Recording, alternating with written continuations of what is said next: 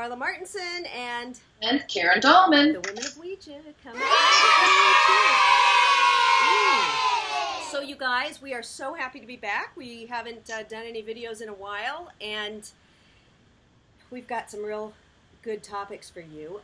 In the Ouija comments of our Facebook page, not our Facebook page, but the Facebook page for the Ouija board enthusiasts, we've been getting a lot of questions, or I see a lot of questions, and I thought, you know, Karen, let's do some videos about some of these inquiries, and one of them was using prayer with the board.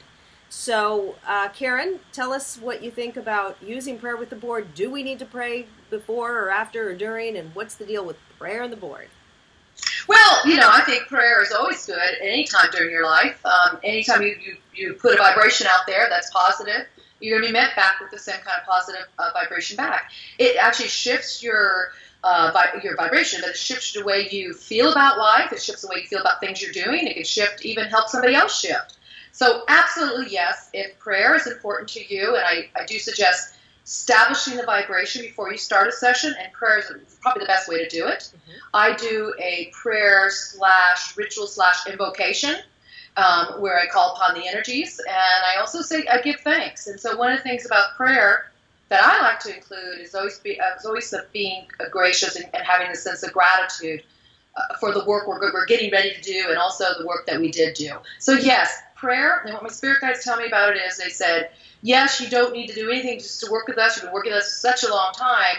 But they said if you establish a vibration, and you best do that through prayer, you're going to get better results. So that's what I think. That's why I use prayer. How about you? Very good. Yes, well, I protect the space.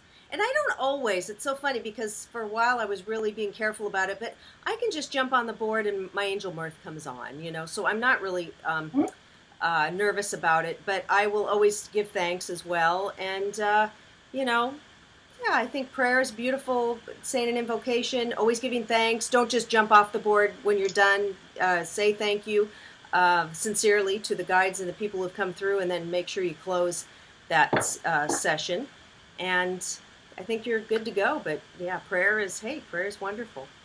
Yeah, and prayer, you know, most people like prayer because they're raised with it, and that's a way for them to bring maybe their religious background into this. I know that sounds weird. There's religion with Ouija, but trust me, it's not weird, because the spiritual experience, when you start speaking with these ethereal beings of light and angels, and even deceased loved ones, when you get these gorgeous messages that make you feel so uplifted, it does feel like a religious experience at times. So if you can bring, again, parts of your life you're already doing, and it makes sense for you, maybe it's a mantra.